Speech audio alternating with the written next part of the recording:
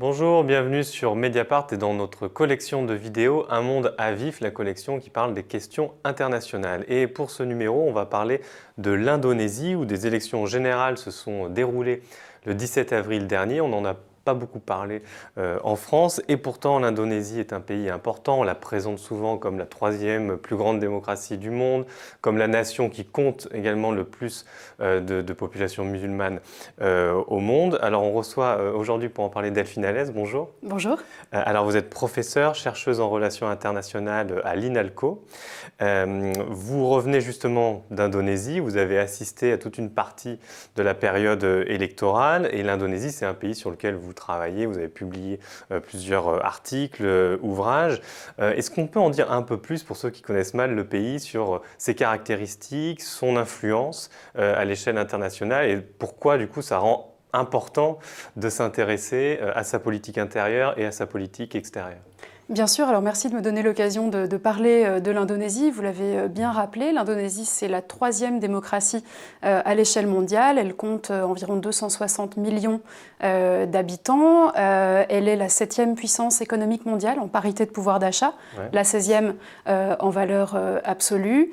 C'est un État archipel, donc c'est important de rappeler cette caractéristique de l'Indonésie qui est composée de 17 000 îles, on le rappelle souvent, dont 3 000 environ sont habités, et ça me permet d'anticiper un peu sur les difficultés logistiques liées à l'organisation des élections. Et autre élément très important, l'Indonésie est un pays qui a réussi sa transition démocratique. Elle est démocratique depuis la chute du général Suharto en 1998. Donc ça fait une vingtaine d'années que c'est un régime avec des élections libres. Absolument, ça fait une vingtaine d'années. C'était cette année la 4e élection présidentielle au suffrage universel direct et la 5e élection législative. D'accord.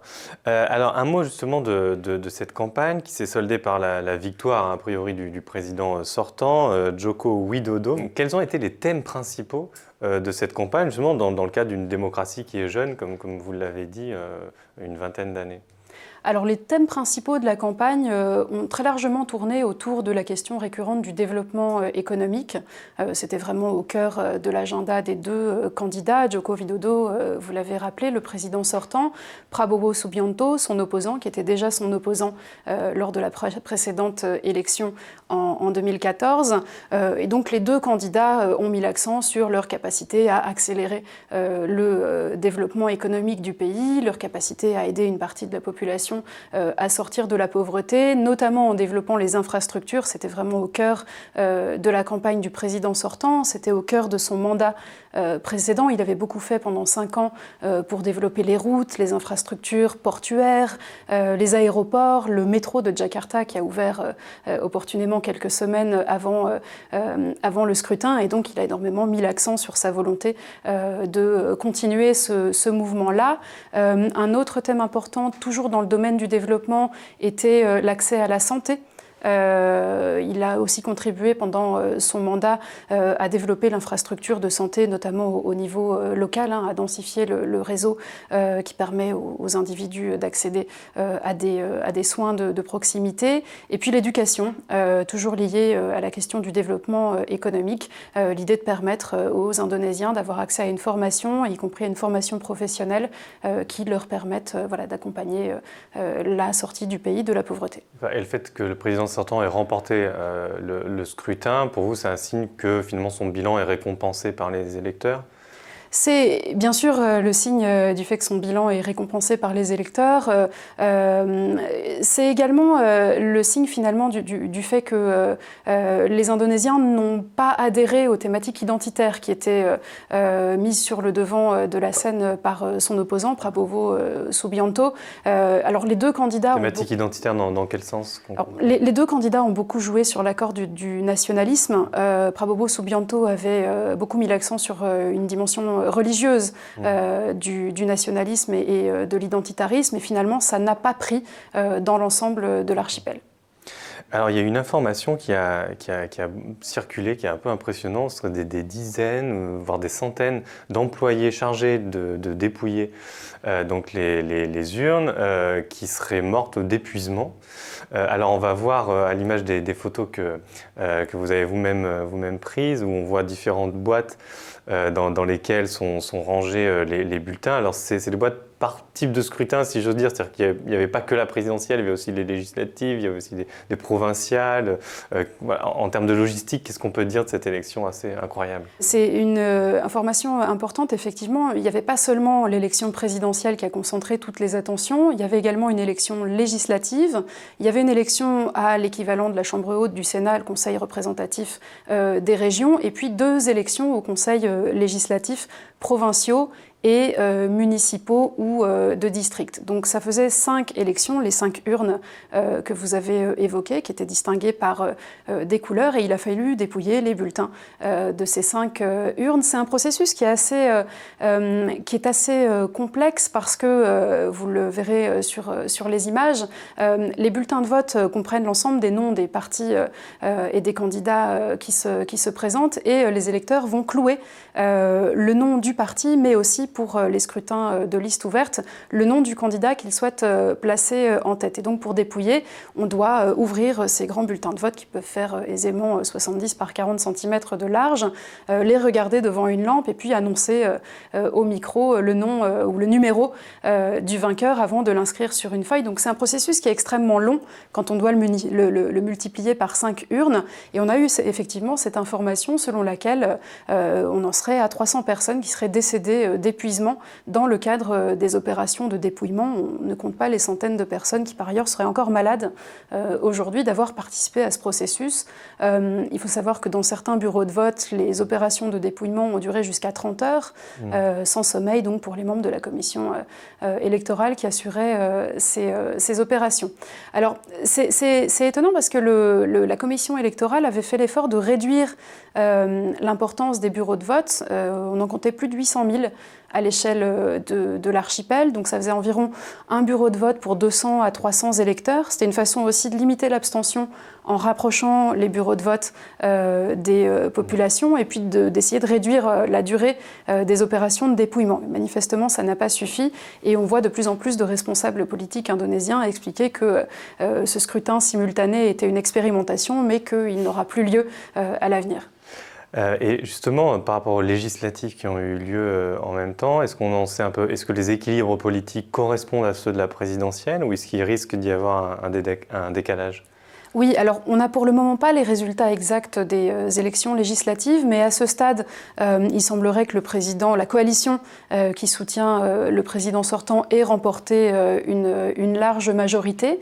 Ce qui est intéressant, c'est qu'on s'attendait, comme les élections pour la première fois étaient simultanées présidentielles et législatives, on s'imaginait que les partis des 2 principaux candidats bénéficieraient de cette simultanéité, puisqu'une partie des électeurs aurait pu vouloir aligner leur choix présidentiel et leur choix partisan. Ça n'a finalement pas tellement été le cas. Le Parti démocratique indonésien de lutte, qui est le parti du président sortant, a remporté, d'après les chiffres prévisionnels, environ 1% de plus que lors des précédentes élections. C'est à peu près la même chose pour le Parti de la Grande Indonésie, qui est le parti du candidat de l'opposition. Donc finalement, pas tellement d'impact de la simultanéité sur les choix.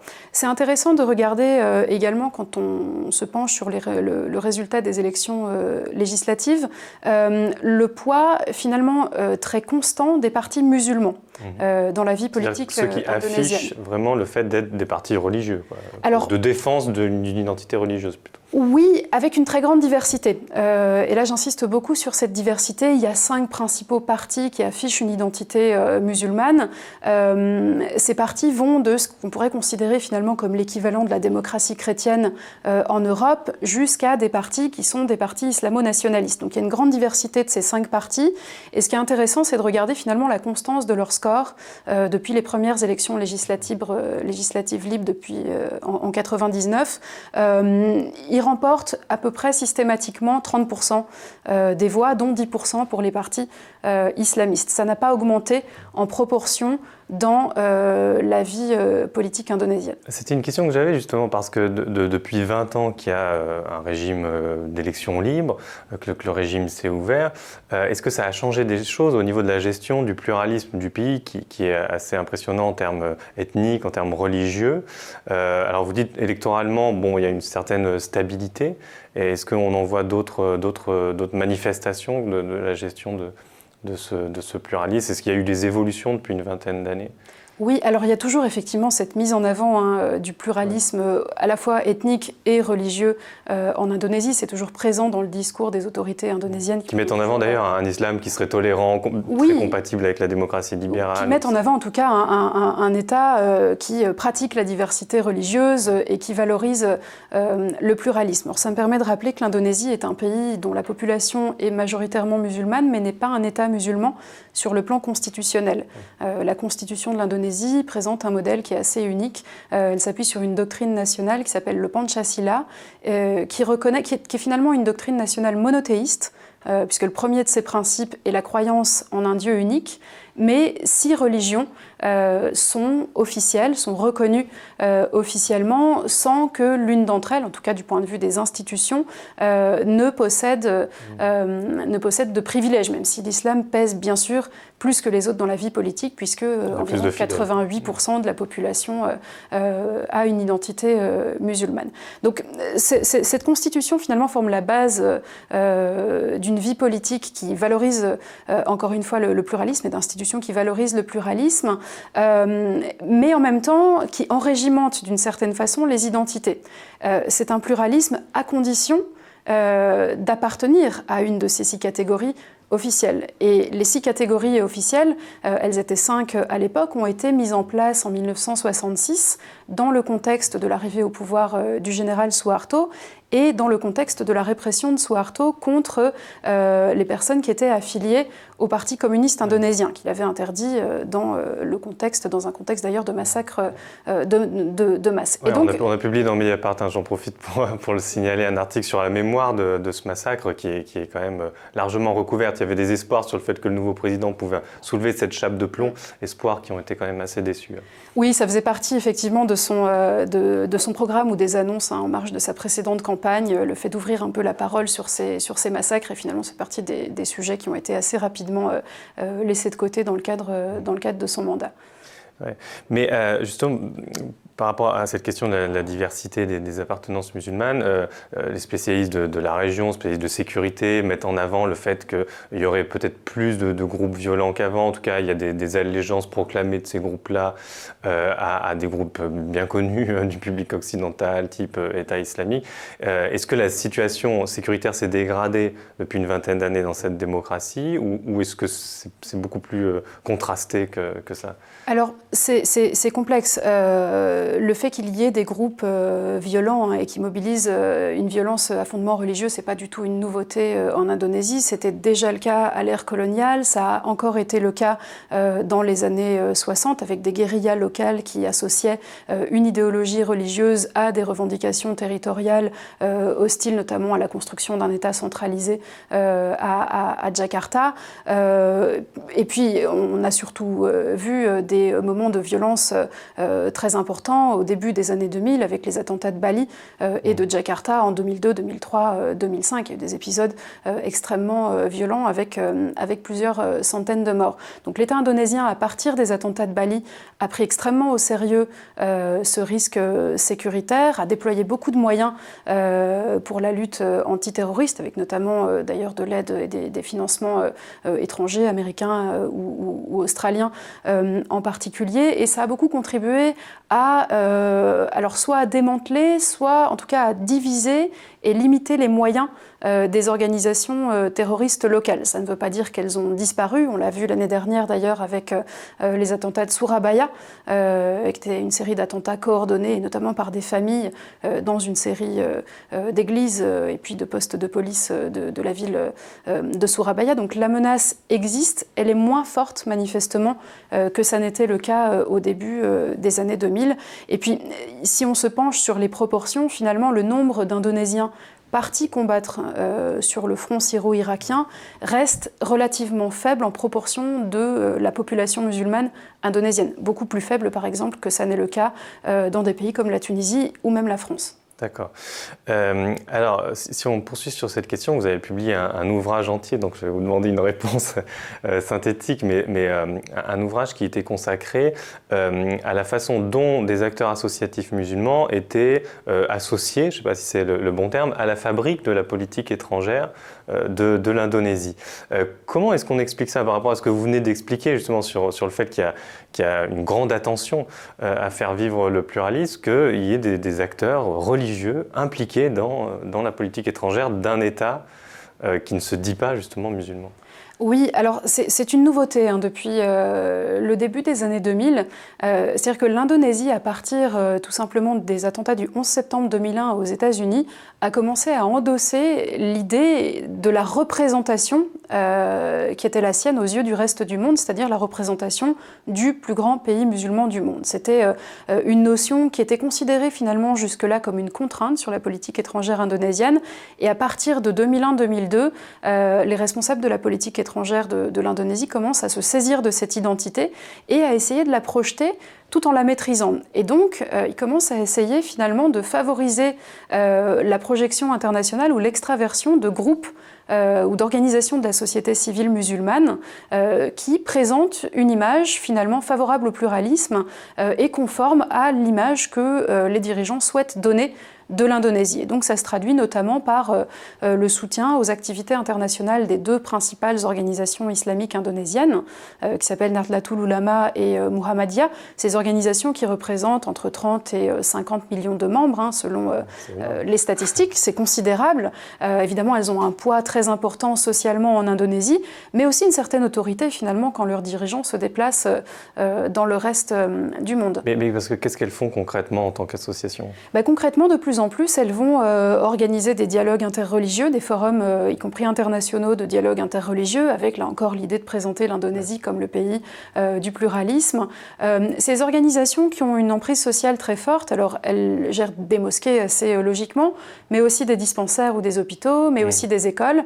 Et donc très récemment, on a d'ailleurs vu se développer aussi une forme de promotion de l'éducation islamique à l'indonésienne, à l'étranger. C'est une nouveauté depuis le mandat du président Joko Widodo que d'essayer de favoriser l'ouverture d'écoles coraniques à l'indonésienne, gérées par ces organisations dans des pays étrangers, y compris aux États-Unis, en expliquant que finalement la connaissance de la religion est la meilleure manière de lutter contre l'extrémisme religieux. D'accord. Alors, si on regarde les aspects stratégiques en fait, justement de cette politique extérieure, l'Indonésie, par sa situation géographique, est au carrefour de plusieurs routes maritimes. Elle a des voisins très puissants, l'Australie, la Chine évidemment, un peu plus au nord le Japon, des voisins qui ont eux-mêmes des stratégies nationales. On parle des fameuses routes de la soie chinoises, on parle de l'Indo-Pacifique ouvert pour le Japon. Comment fait l'archipel indonésien pour définir sa politique extérieure par rapport à ses grands voisins? Est-ce qu'il a une politique autonome qui réussit à trouver un équilibre entre ces autres puissances? Là, on en revient à ce qui est la grande tradition de politique étrangère indonésienne, qui est le non-alignement. Dès son indépendance, l'Indonésie est un État qui a acquis son indépendance à l'issue de 4 années de guerre civile. Elle a été reconnue en 1949 alors qu'elle avait été proclamée en 1945. Et ça a donné aux dirigeants indonésiens l'idée qu'ils avaient finalement un message à porter au reste du monde colonisé à l'époque. Et d'où le développement d'une politique étrangère qui revendiquait depuis les années 40 comme indépendante et active. Alors, ce qui est intéressant, c'est que malgré les changements de régime de Sukarno qui était plutôt proche du bloc de l'Est à la fin de son mandat, à Suharto qui lui était plutôt proche du bloc occidental, on a toujours revendiqué cette idée de politique étrangère indépendante et active et non alignée. Ça se traduit aujourd'hui par une forme d'actualisation du non-alignement, avec l'idée de développer une politique étrangère qui aurait des amis partout et zéro ennemi.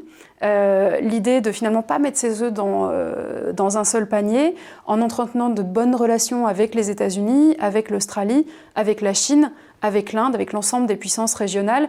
Et donc ça se traduit par le fait d'essayer de multiplier les partenariats stratégiques, par le fait de ne pas se laisser rendre dépendant à l'égard des investissements extérieurs d'un seul État. On a beaucoup parlé, dans le cadre, vous le mentionniez, des nouvelles routes de la soie chinoises. Ce qui est intéressant, c'est de voir que l'Indonésie accueille évidemment très volontiers des investissements qui lui permettent de développer ses infrastructures, mais en même temps joue aussi de la représentation de ces investissements chinois pour faire monter les enchères avec d'autres partenaires, et donc pour attirer des investissements, notamment américains ou japonais. Et puis ils n'hésitent pas des fois à être un peu durs. Je disais avant qu'on fasse cet entretien qu'il y a quelques jours, l'Indonésie avait coulé toute une série de bateaux de pêche qui étaient illégalement dans la zone économique exclusive d'Indonésie, et donc il y a beaucoup de navires sans doute chinois. Donc il y a aussi une façon d'affirmer aussi sa puissance, et qu'on ne se laisse pas marcher sur les pieds, quoi, y compris dans les eaux qui peuvent être contestées, quoi. Oui, il y a clairement une affirmation et une réaffirmation depuis quelques années de la souveraineté indonésienne avec, vous l'avez dit, l'interception de bateaux, alors majoritairement vietnamiens, plus rarement chinois, effectivement, autour de blocs maritimes qui sont contestés, notamment le bloc maritime qui entoure les îles Natuna, qui avaient d'ailleurs été, qui sont au sud de la mer de Chine méridionale, mais c'est une partie de la mer de Chine méridionale qui avait été rebaptisée il y a quelques années mer des Natuna du Nord par l'Indonésie. C'était une façon de montrer, de signifier à la Chine que ces eaux sont vraiment considérées comme relevant de la souveraineté indonésienne. J'avais une dernière question un peu différente, puisque avec ces inondations régulières de la capitale Jakarta, dont on dit qu'elle pourrait même être déplacée, l'Indonésie apparaît vraiment comme en première ligne du dérèglement climatique, et pourtant on a l'impression que pour le coup, ce n'est pas un acteur dont on entend vraiment la voix sur le front des négociations internationales sur le climat, et on a l'impression, d'après ce que vous-même nous avez dit, que dans la campagne, c'était un enjeu qui n'était pas si présent que ça. Non, effectivement, les questions écologiques au sens large n'ont pas été un enjeu de cette campagne électorale. Alors, je crois qu'il faut tout simplement regarder du côté des conditions de financement de la vie politique indonésienne. Les deux candidats étaient soutenus, ou eux-mêmes, pour le candidat de l'opposition, possèdent des parts dans l'industrie minière et dans les industries extractives. Ça contribue effectivement à expliquer que ce ne soit pas une thématique prioritaire pour les dirigeants indonésiens. Ceci étant dit, des efforts ont été faits depuis quelques années en termes de protection des ressources naturelles, avec la formation de réserves naturelles qui concernent des espaces particulièrement riches en ressources, notamment en coraux et en ressources halieutiques. Mais sur les questions climatiques, on n'est vraiment pas du tout... c'est pas un État qui s'engage considérablement. Il le fait par l'intermédiaire d'acteurs de la société civile qui sont présents dans le cadre... C'est la question que j'allais poser. Est-ce que la société s'en empare en dépit du fait que les acteurs politiques sont absents? Il existe bien sûr des organisations de la société civile qui sont engagées sur ces enjeux, qui participent aux grandes conventions climatiques, mais l'Indonésie ne fait pas partie des acteurs clés sur le sujet. D'accord. Je vous remercie beaucoup. Merci à vous. Pour avoir répondu à nos questions. Et puis j'invite tous ceux qui ont regardé cette émission à se reporter à toutes les autres émissions de la collection Un monde à vivre sur notre chaîne YouTube et sur notre site. Merci.